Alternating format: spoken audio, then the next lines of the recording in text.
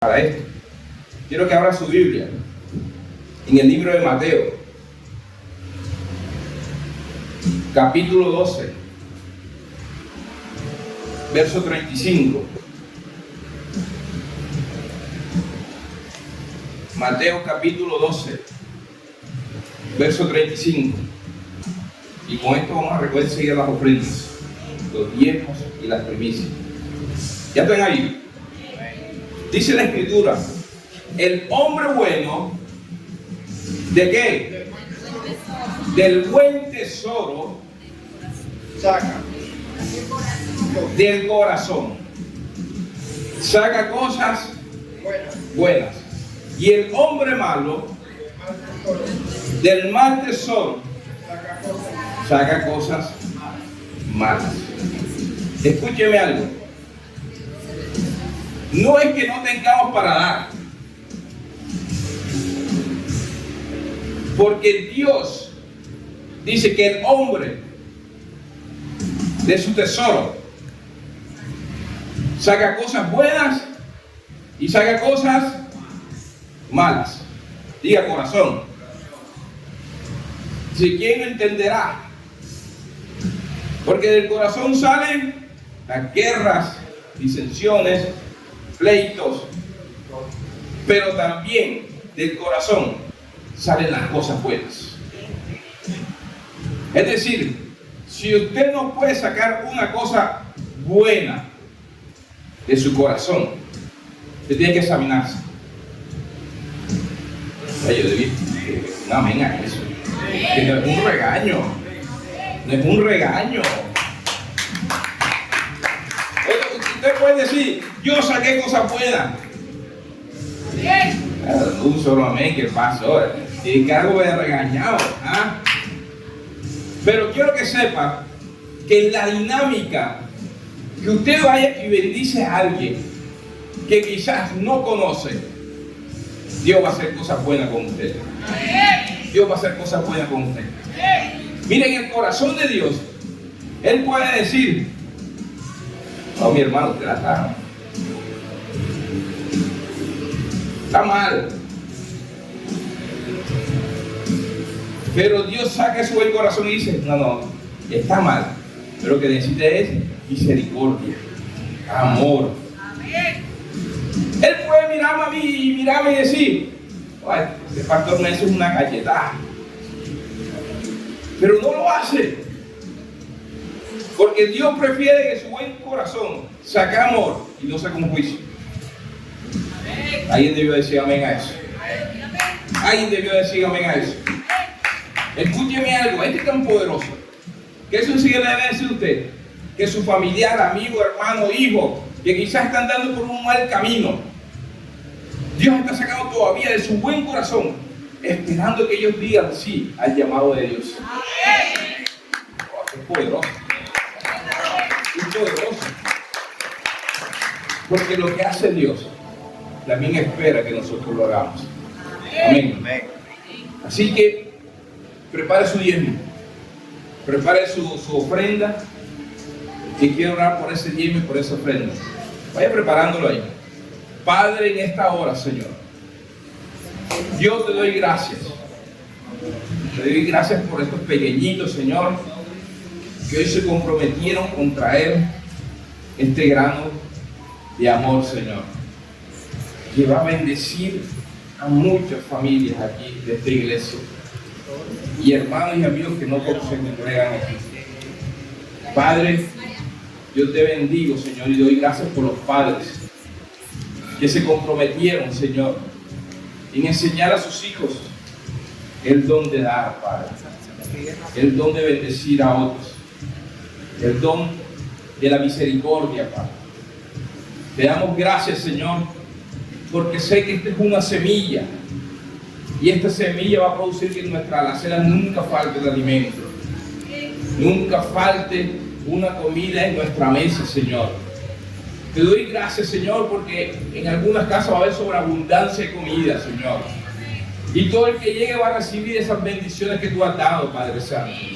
Yo bendigo esa obediencia de ese diezmo, Señor. Yo bendigo esa obediencia de esas primicias, de esas ofrendas, Padre.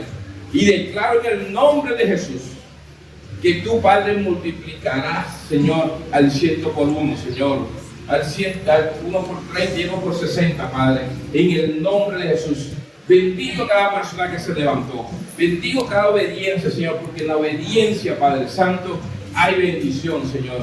Gracias, Padre, por esos nuevos empleos, Señor, que llegaron en este mes, Señor. Gracias, Señor, por esas becas de esos jóvenes, Señor. Gracias por las becas que van a venir, Padre Santo. Gracias por todos nuestros hijos que ganaron el año, Padre Santo. Gracias, Señor. Gracias, Padre Santo. En el nombre de Jesús te doy gracias, porque este año es un año maravilloso, Señor. Un año donde tu amor y tu misericordia nos ha llenado y nos ha cubierto, Señor. Donde tu gracia nos ha empoderado, Padre Santo. Hay mucho por agradecer, Señor. Hay mucho por agradecer en el día de hoy, Padre Santo. Muchas gracias, Padre. Porque antes de que nosotros viéramos, Señor, ya tú nos habías dado, Padre. En el nombre de Jesús, amén y amén. Pueden pasar. Cierra la puerta.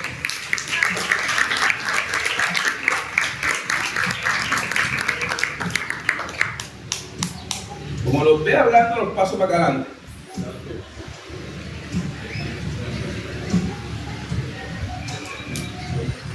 Ok. Ahora sí. Dígame a la persona que está atento a la palabra. Que va a ser contigo. Sí, va a ser contigo. No va a ser conmigo, va a ser contigo.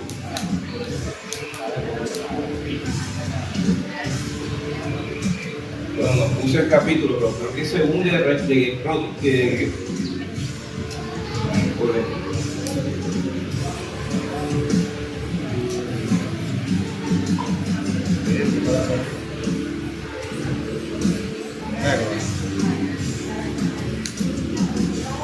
Primera de Crónicas, no es primera, es segunda. Primera de Crónicas.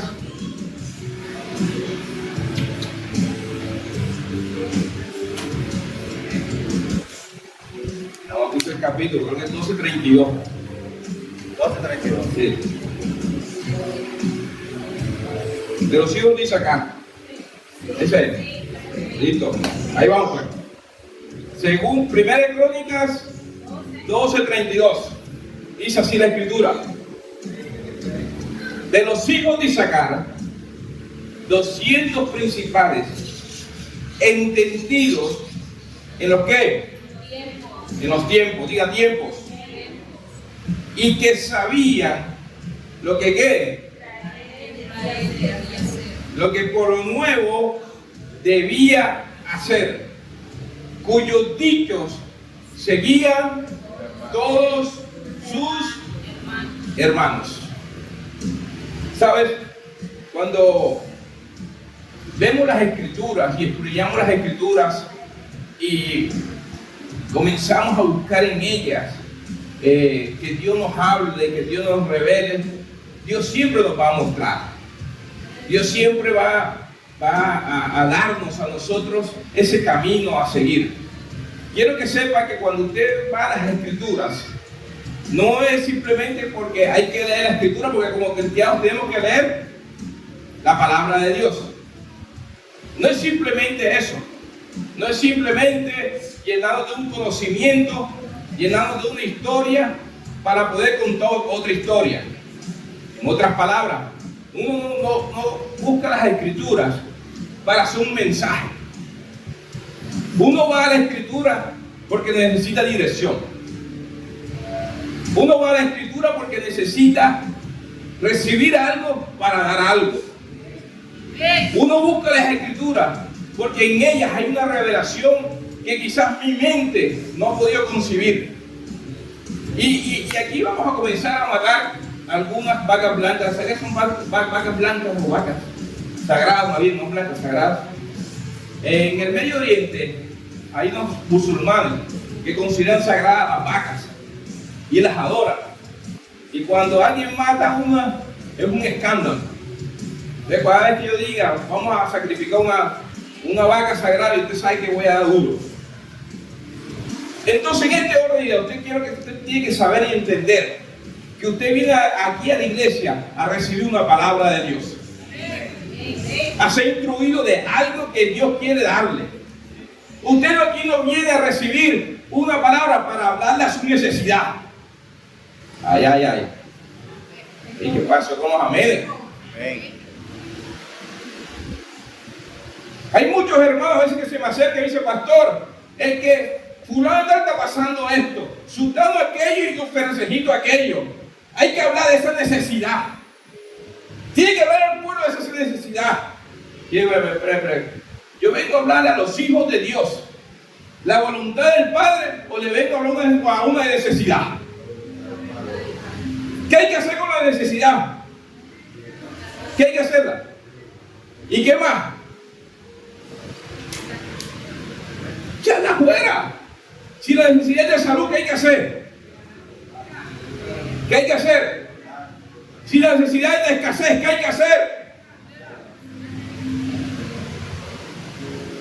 Pero entonces, Cata tiene un problema. Aquí vamos a salir de la pantalla.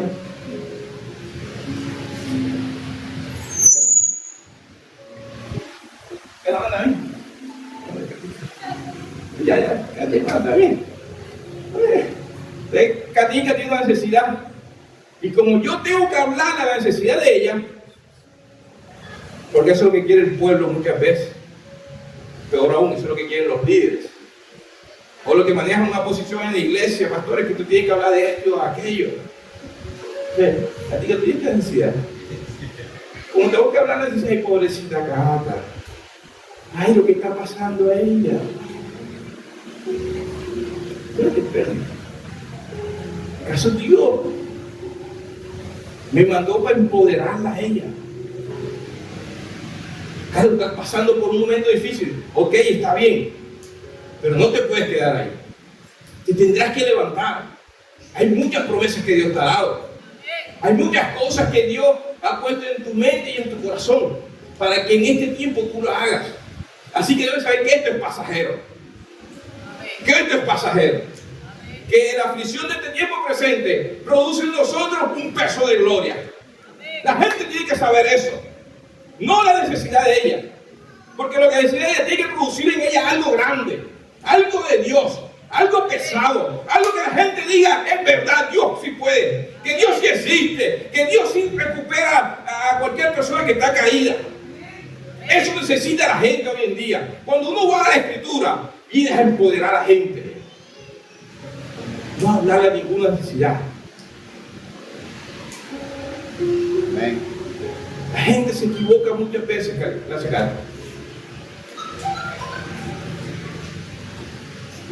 porque la palabra de Dios, escúcheme algo, es tan poderosa que no importa que aquí no se hable de tu necesidad, ella la va a cambiar. Amén.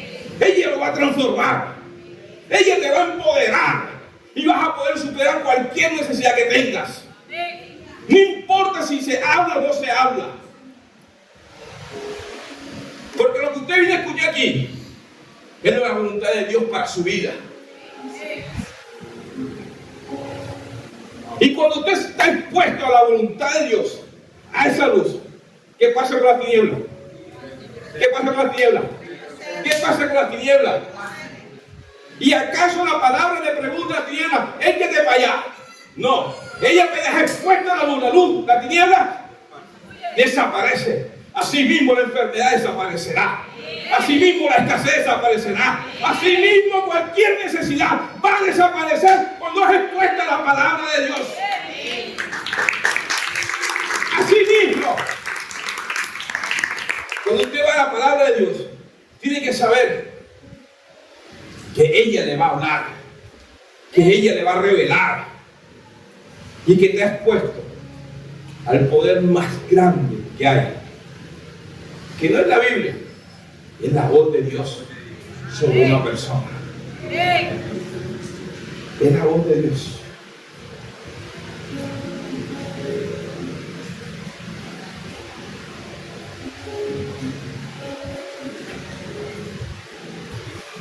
Así que Los hijos de Isaacar interpretaban los tiempos, interpretaban lo que estaba pasando, lo que estaban viviendo en sus casas, en sus hogares. Ellos buscaban a Dios y no lo buscaban para hablar bonito, no lo buscaban para que el pueblo escuchara qué querían ellos. Ellos hablaban y discernían el tiempo de Dios para sus vidas. El tiempo de Dios para sus vidas.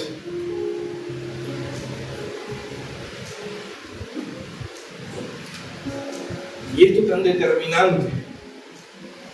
Lo vemos en cada hombre de la Escritura. Un día Dios le habló a Abraham: es hora de salir.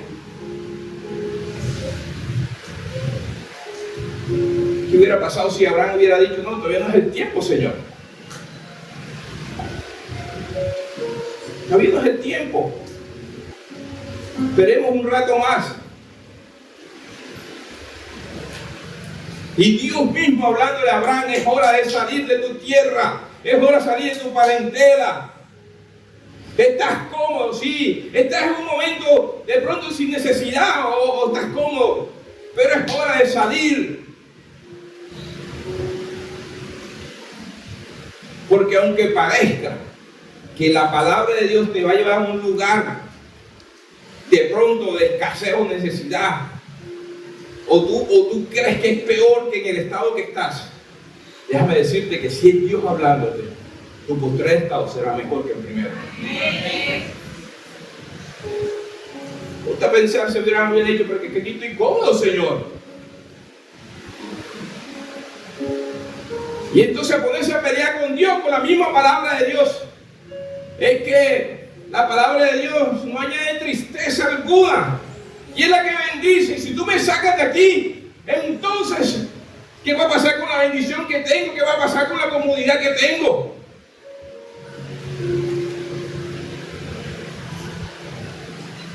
Como si la vasija ordena al alfarero. Quiero que sepas que si Dios te habla y ha puesto algo en tu corazón, por muy descabellado que sea y por muy inseguro que tú te sientas, va a ser lo mejor para tu vida. Va a ser lo mejor para tu vida. Ay, Dios no se equivoca.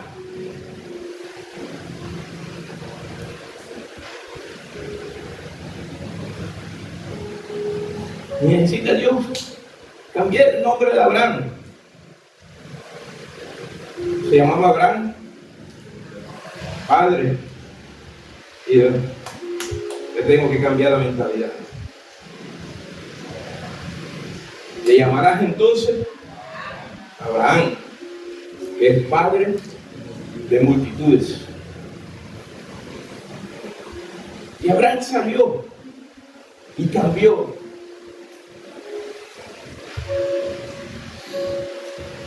Tuvo un hijo. Y ese hijo, Dios le dijo: y te nacerá un hijo, y le pondrás por nombre Isaac. Pues Dios quien le dio el nombre. Por eso usted ve en la Escritura que a Isaac no se le cambió el nombre. Pero por un momento Isaac perdió el rumbo.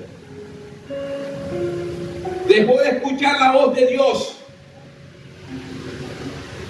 No discernió los tiempos.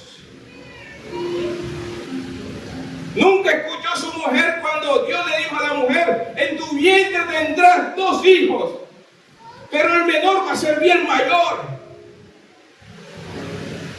Nunca lo entendió.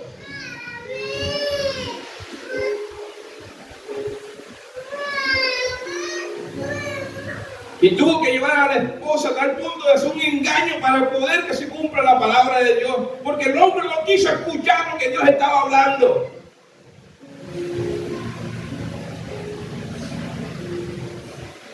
Y no estando así, cuando nace, le pone uno a Isaú, guerrero, Pero el de la promesa, ¿cómo le puso? ¿Qué significa? ¿Qué significa? ¿Cómo? Engañador.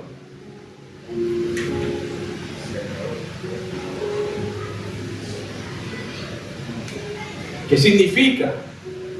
El que salió agarrado del calcañar.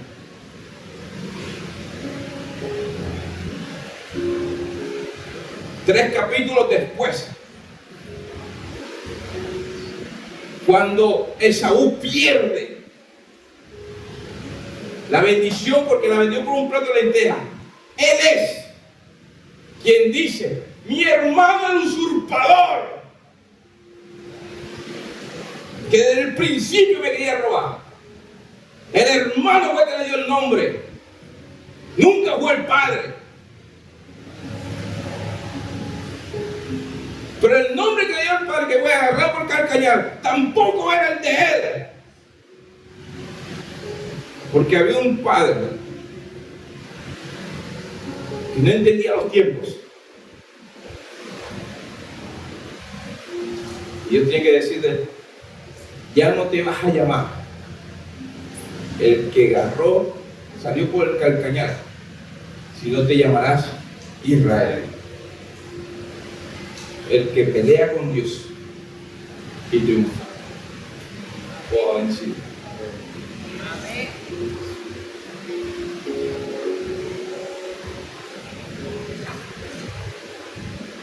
Que la gente no va a hacer las comas.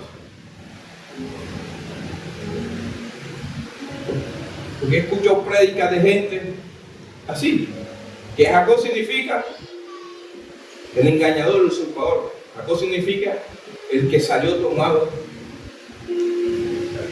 del talón o calcañar.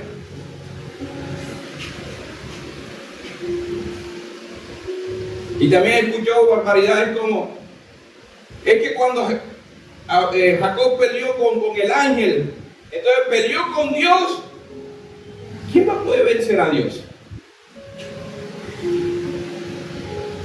Nadie.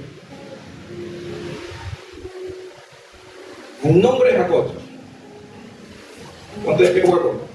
¿Cuánto es viejo se dio? Ahí vos. Ven acá. Jacob es Dios. Yo soy Jacob. Y él es el enemigo. El nombre significa el que pelea con Dios, al lado de Dios, contra sus enemigos. No es el que pelea con Dios y venció. Ahora no será unción, papi. Sí, aunque tú eres Dios, te voy a agarrar un país. Entonces no es el que pelea con Dios y vence. ¿Quién va a poder pelear con Dios y va a vencer? Pero así muchas veces han predicado. Yo he escuchado muchas veces eso. Y nunca se ha tratado de pelear con Dios. ¿O qué versículo en la Biblia dice que pelees con Dios? Al contrario, Dios hay que tenerlo para cuando vengan los enemigos, pelear. Tanto es que Israel dice: Él es el poderoso gigante que va delante de nosotros.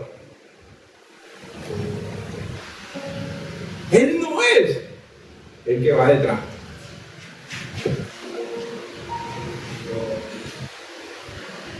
Eso es. Dios tuvo que cambiar el nombre a Jacob. Y ya no se llamó más Jacob, sino se llamó, que significa el que pelea con Dios y ha vencido. Pero no en contra, a favor. ¿Quedó claro? A favor. Seguimos. Una escalera rapidísima. Y tuvo que Dios que cambiar el nombre a Jacob. Y a Jacob le nació Isaacar.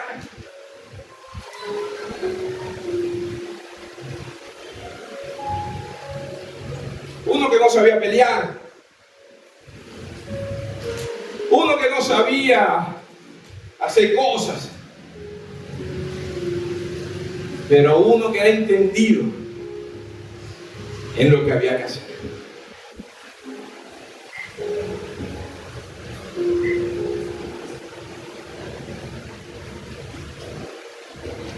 Uno que había entendido qué quería Dios para el pueblo, qué quería Dios para su familia. Escúchame, podrás querer muchas cosas, pero si esas muchas cosas no están alineadas al diseño de Dios para tu vida y tu familia, las podrás obtener, porque no digo que no, pero lo que Dios da, créeme, traerá más alegría y felicidad que lo que tú podrás conseguir con tu propia cuenta. Lo podrás conseguir. Y ahí estaba esa carta. ¿Sabes? Y esto aquí es muy fuerte. Porque una cosa es lo que Dios permite y lo que Dios da.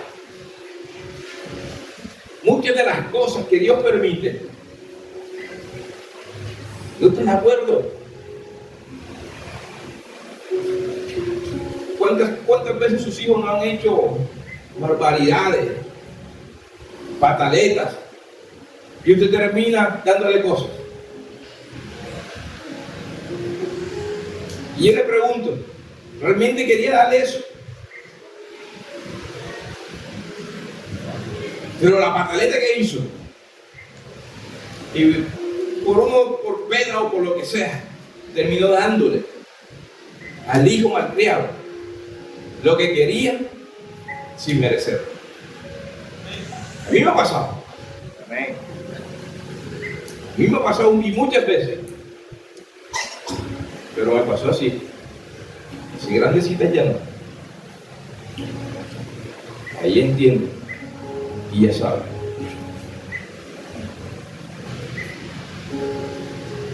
Y vemos en la historia bíblica muchas cosas.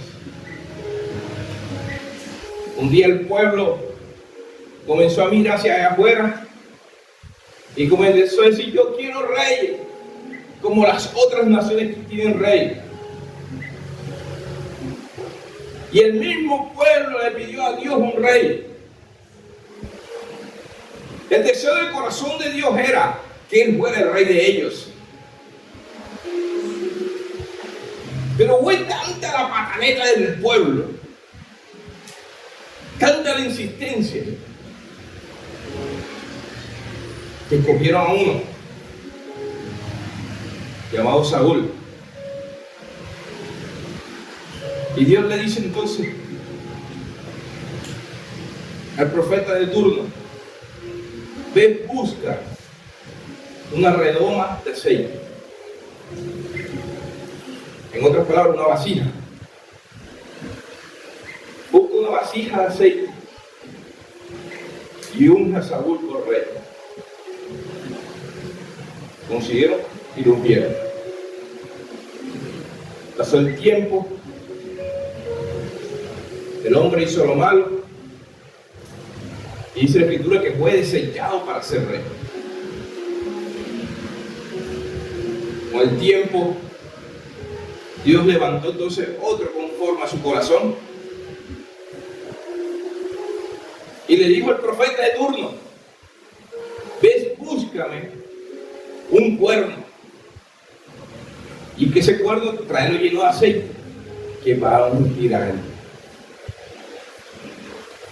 Y fueron dos reinados totalmente diferentes, dos funciones totalmente diferentes. Una ungieron como una vasija o redoma. ¿Quién hace la vasija? ¿Quién hace la vasija? ¿Quién? ¿Y quién es un alfarero? Un hombre.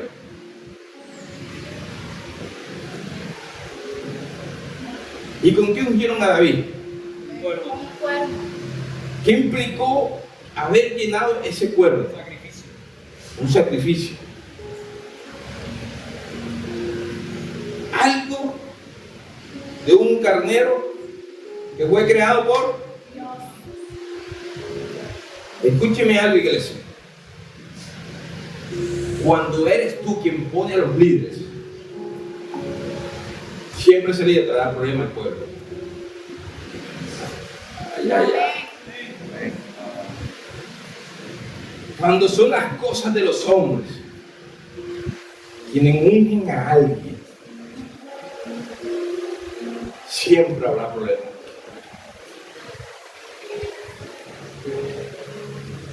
Y ahora tenemos un Saúl ungido, pero desechado.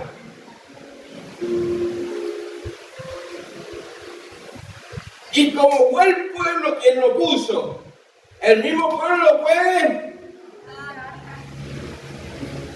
Y como ya se levantó una unción diferente, con un aroma diferente, que ni siquiera él mismo quiso ser rey, sino que Dios dijo: ve a tal casa, Samuel, que ahí vas a ungir un rey.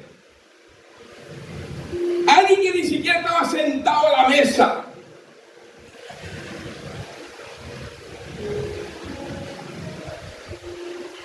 Ese fue el que escogió Dios.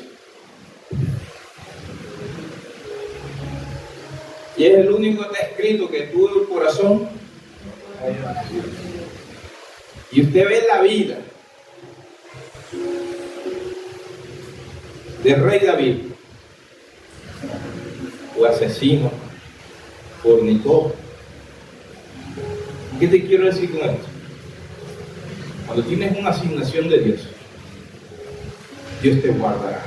Y los errores que cometas, Él los va a cubrir. Y lo que dijo sobre ti se va a cumplir. Sí cometió muchos errores, pero de todo se arrepintió.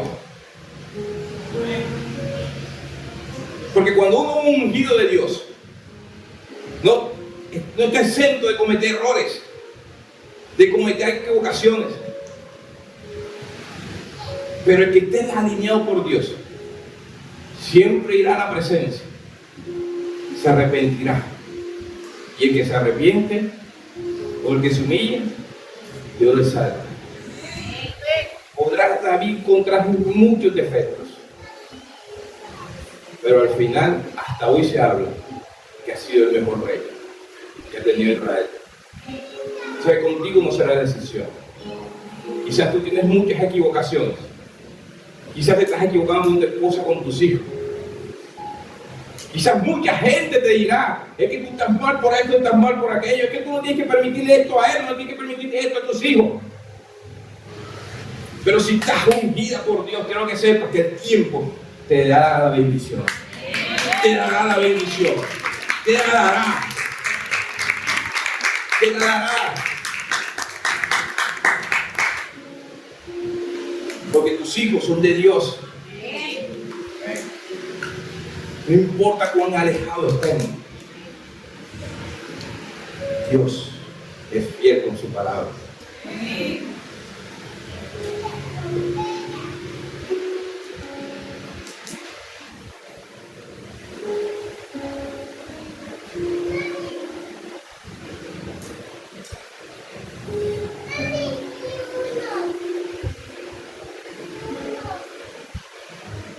David siempre honró. Mira esto. David comenzó a reinar en Hebrón, una tribu. Y Saúl comenzó a reinar en 11. Pero en el pasar de los tiempos, una sola tribu daba más fruto que 11.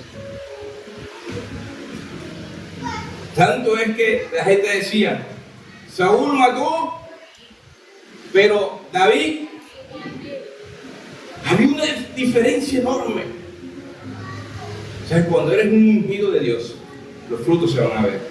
Amén. Y más si eres como David, que en lo poco eres fiel, en lo mucho te pondrá. Pero yo te digo, con tus hijos, acá Coco, el problema te voy a tirar acá, Ari. Venga, hombre. Harí, hijo mío. Y Harí es de esas ovejas descarriadas. Y él se va y regresa otra vez a casa. Hace cosas que no le agradan a Dios y hace cosas que le agradan a Dios. Hace cosas que me desagradan a mí como padre, pero hay cosas que hacen que me agradan como padre. Y si en esas pequeñas 2 o 3 destellos de luz que me agradan de un hijo, no la disfruto, jamás puede disfrutar en lo mucho. Si me estoy entendiendo. Porque si en lo poco no soy fiel al que me prometió que un día que está descargado iba a estar al 100% con él, si no soy fiel en lo poquito, jamás estaré en lo mucho. Y esa es una promesa que hay para todos sus hijos. No importa lo lejitos que estén. No importa. Porque eres entendido en los tiempos que esta pequeña luz que Él da de agrado hacia mí, yo la tengo que aprovechar. Y si no la aprovechas con tus hijos, estás perdiendo el tiempo. Si no la aprovechas con tu esposo, estarás perdiendo el tiempo. Así que es hora de pensar y recapacitar en lo que estamos haciendo. Gracias.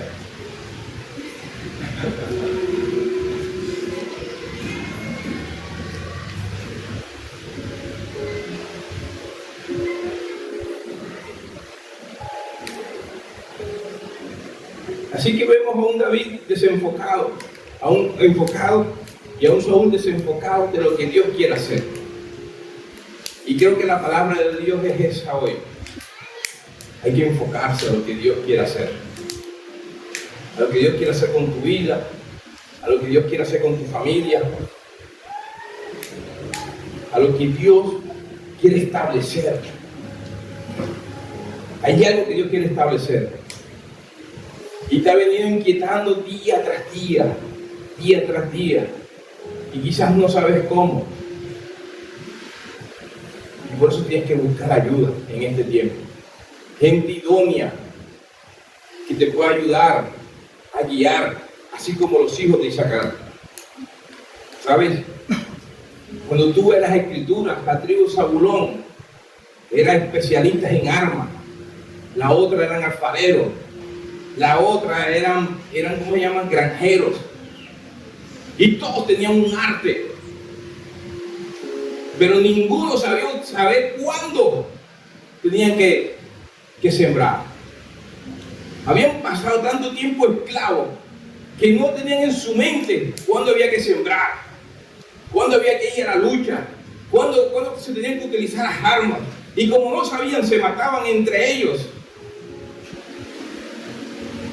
Y todo el pueblo en sí tenía cosas maravillosas, pero no sabía el tiempo cómo usarlas. Y cuando veo este panorama, y muchas veces veo a la iglesia que tienen tantas armas, tantos dones, y no las saben usar, ni saben los tiempos cómo usarlas. Entonces, cuando es momento de orar, se ponen a ayuno. Cuando es momento de trabajar, entonces vamos a orar. Cuando es tiempo de predicar y salir a las calles, quieren andar aquí metidos. Y tantas armas que nos pueden dar la victoria y no sabemos los tiempos de cómo usarlas.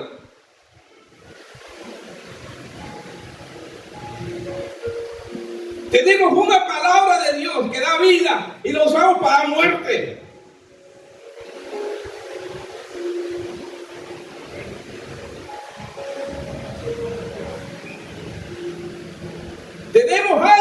está diciendo, Dios me está bendiciendo, Dios me está usando, estoy poderoso en Dios, me siento firme. Y enseguida vienes tú y le dices, hermano, mire que esté firme, mire que no. Acá llegas. Y tienen las armas y no las saben usar. ¿Por qué no le dicen, hermano, que bien, esté firme, cuente conmigo? ¿Cuándo va a volver a predicar? ¿Cuándo va a ir a tal vereda? ¿Cuándo va a ser su grupo de amigos? Yo quiero estar con usted. También quiero decirme lo que Dios está haciendo consigo. Tenemos armas y lo que hacemos es criticar. Ver al hermano que está caído, que está en el suelo.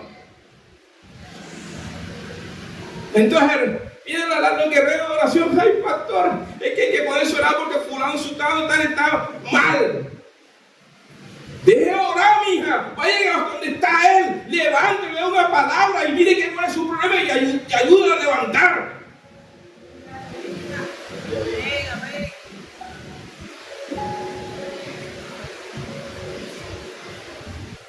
La gente necesita liberación.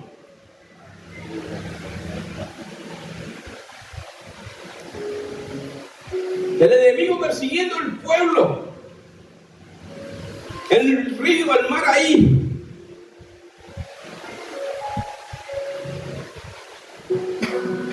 Y el líder, ay Señor, ayúdame. Y dije, no es momento de orar.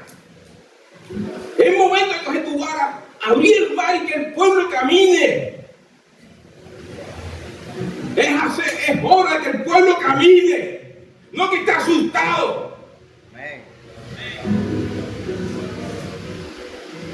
No es que a mí me da miedo predicar, no es tiempo de estar asustado. No es que yo no sé cómo quitarme este pecado, sí sabe, porque así mismo como lo hace, la única forma es no hacerlo mal, sí sabe. Es hora de discernir los tiempos, que es un tiempo de santidad, que es un tiempo de guardarse para Dios, es un tiempo de dar testimonio. Es un tiempo que el poder de Dios se manifieste en nuestras vidas. Ese es el tiempo que estamos viviendo. Amén. Gloria a Dios. No es el tiempo de estar flojo. No es el tiempo de dejar que dañe nuestro corazón.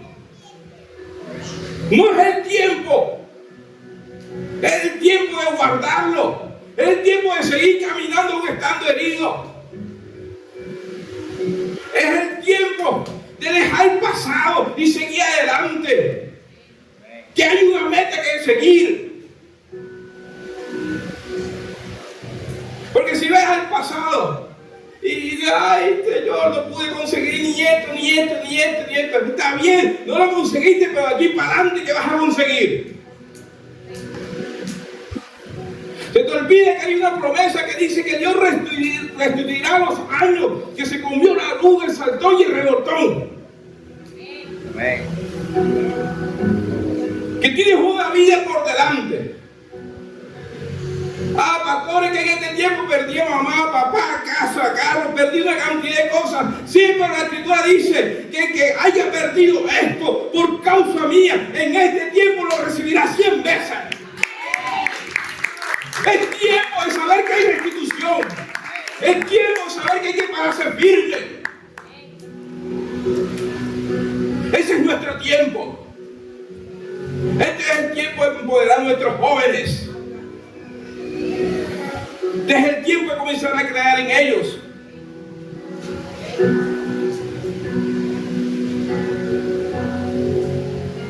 Está bueno tantas limitaciones mentales.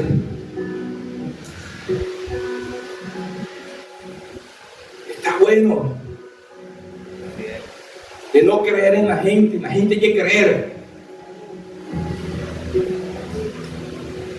¿Sabe una cosa? Dios cree en Él. Y tú no crees en Él. Por favor, ¿sabes? ¿Por qué no disiernes?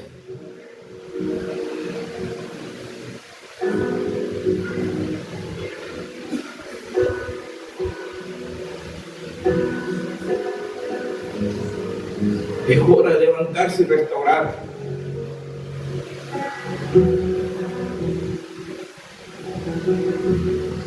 Hay gente empeñada más en el sacrificio que en la resurrección de Jesús.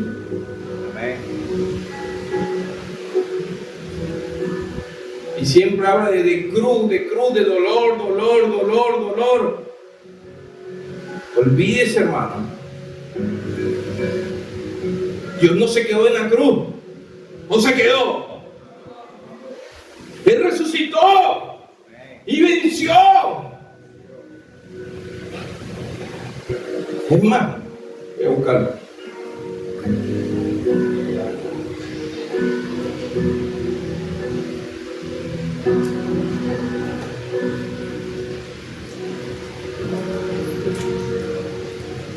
Mire esto. Romanos capítulo 8, verso 11. Dice así. Romanos 8:11 dice: y si el espíritu de aquel que levantó de los muertos a Jesús mora en nosotros, el que levantó de los muertos a Cristo vivificará también vuestros cuerpos mortales por su espíritu que mora en nosotros. Así que, hermanos, deudores somos, no a la carne, para que vivamos conforme a la carne, porque si vivimos conforme a la carne, moriremos. Mas si por el espíritu hacéis morir las obras de la carne, viviréis. Porque todos los que son guiados por el Espíritu de Dios, ¿son qué?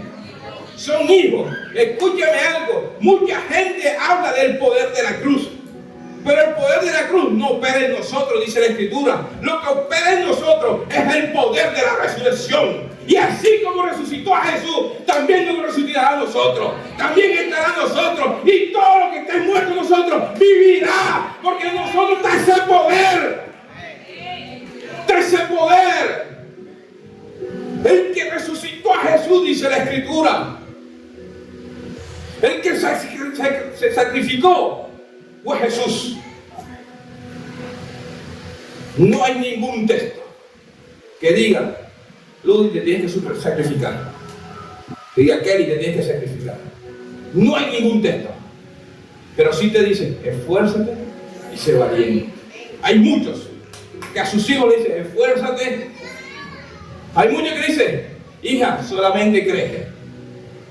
Hijo, levántate, toma tu lecho y anda.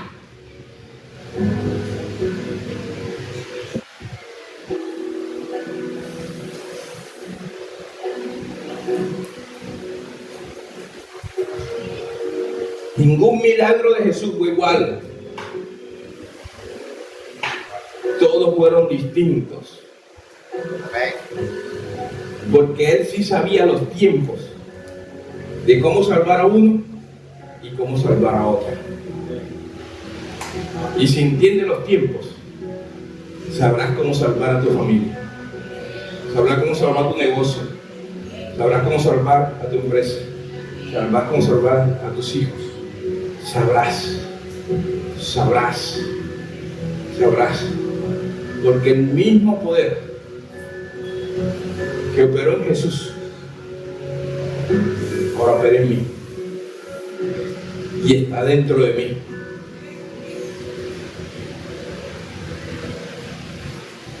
Porque todos los que son guiados por el Espíritu de Dios, estos son ovejas. Ovejas, siervos, oveja, siervo. El Espíritu que está en ti te da identidad. Tú tienes que saber quién eres en Dios. Ese hijo es el que te dice: la cosa está apretada, pero esto pasará. Vienen días buenos. Que me pasó esto y es tiempo de llorar. Pues lloremos. Pero tienes que saber que el tiempo de llorar es un tiempo corto. Porque aquí para adelante viene tiempo de trabajar, tiempo de estar alegre, de estar gozoso, tiempo de estar cansado. Pero ninguna tribulación de este tiempo presente va a poder contra el diseño de Dios en nuestras vidas. Amén. Si Él lo diseñó, Él lo va a hacer. Él lo va a hacer. Amén. Y quiero terminar con esto. Jesús murió, lo sepultaron. Como se acercaba el día de reposo, no hicieron los actos protocolarios que se hacían en el tiempo, que era coger especies, ungir el cuerpo, enrollarlo y ponerlo en una tumba. A él no, él lo bajaron, lo enrollaron en un manto, corrieron y lo arrojaron a la tumba. Pasaron 3 días.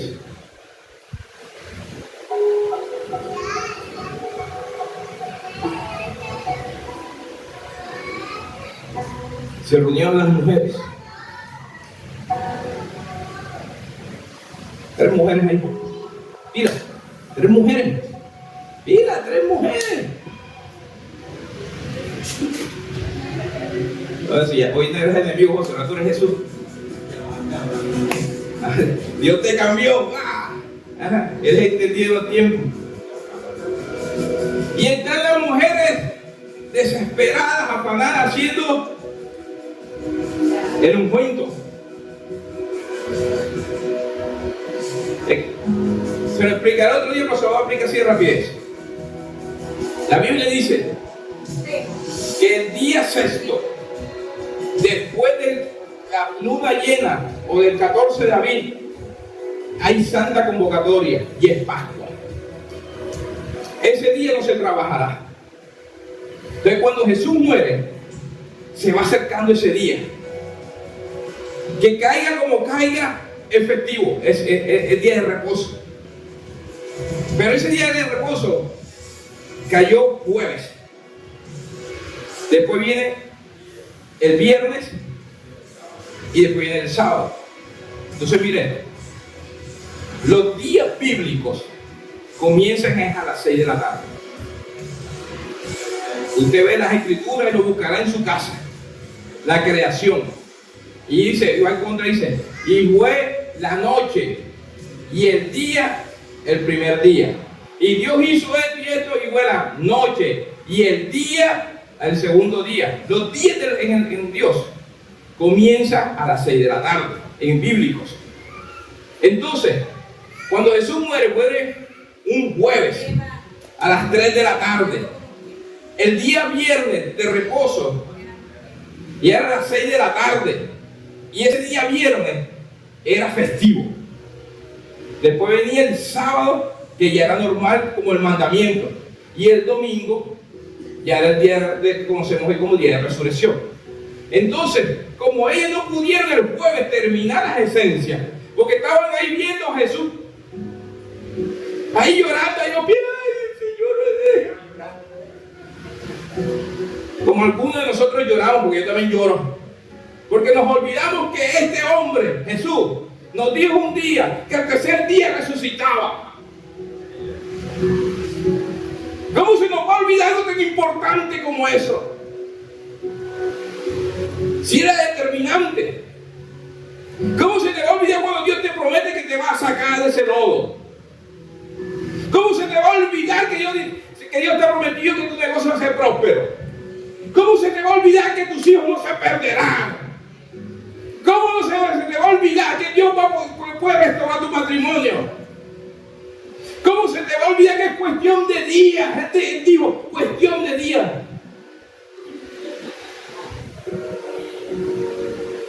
Bueno.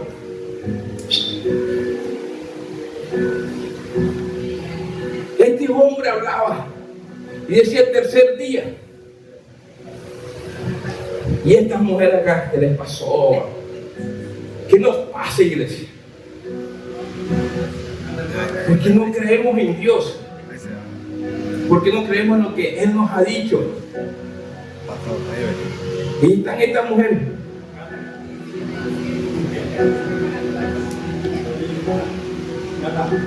Y era el domingo. O sea, acomódate, siéntate por ahí, si te puedes sentar. Si eso se explota, no importa. Siéntate ahí. Cruza los pies, ahí cruza los pies. Ah, pero así no. Eso bien. Y ella viene corriendo. Ahí. Y el maestro le dice: ¿por qué buscáis al que vive? ¿Por qué buscáis? ¿Y sabes qué es lo peor? Que estas tres mujeres caminan con Jesús y no reconocen a Jesús.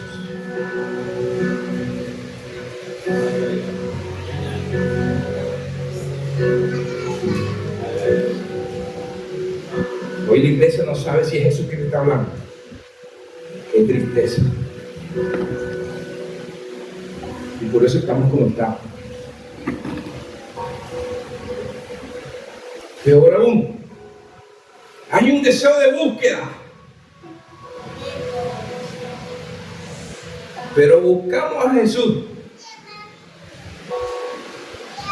en cosas muertas. ¿Por qué buscas a Jesús entre los muertos si Él vive?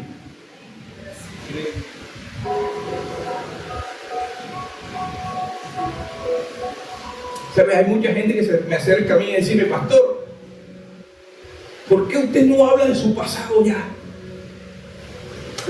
Es que lo que usted vivió es muerte. Yo ahí estaba muerto. Yo ahora estoy vivo. La gente quiere buscar en cosas muertas a lo que Dios vive. Mi testimonio no fue lo que fui. Mi testimonio que soy ahora en Dios. Amén. ¿Por qué? Porque no crees, Ana. Bárbara, ¿verdad? ¿Por qué? ¿Por qué no creemos, iglesia? Si Él lo dijo, Él lo dijo.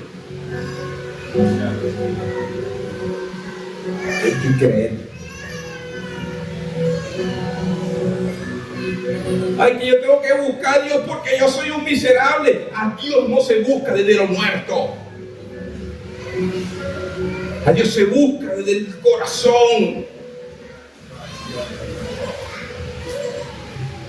Si eres alguien que te siente que estás en pecado o tienes tal necesidad, tú tienes que buscar a Dios sobre eso. Tienes que buscar a Dios porque hay algo en ti que te dice que lo tienes que buscar. Porque eso que sientes es Dios poniéndolo ahí, diciéndote: esfuérzate, sé valiente. No mires la necesidad, mírame a mí. Amén.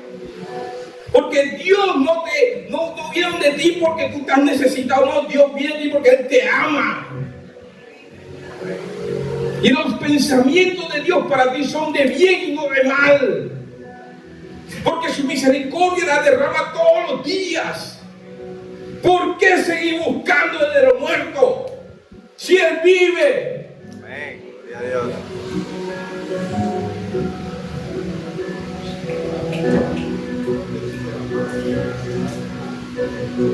Y no pueden ver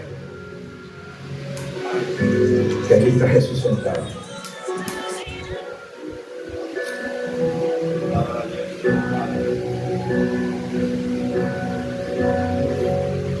Y se fue.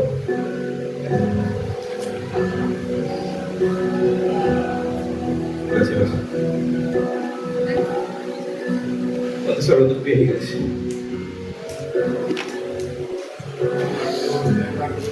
Quiero que hagas un fuerte aplauso al Señor.